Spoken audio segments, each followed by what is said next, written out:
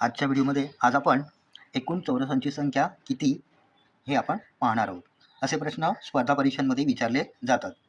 सोबतच्या आकृतीत एक चौरस दिसतो आणि त्या चौरसामध्ये असे असंख्य असे चौरस आहेत.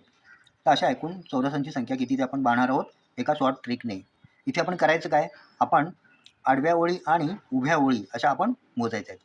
आडव्या ओळींना आपण नंबर देऊया. आडव्या ओळींना नंबर देताना 1 2 3 4 या आडव्या ओळी आणि उभ्या ओळींना आपण नंबर देणार 1 2 3 4.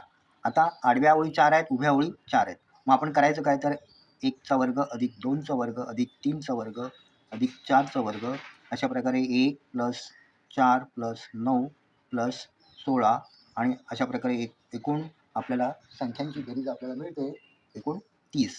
तर इथे एकूण 30 चौरस आहेत असं उत्तर मिळतं.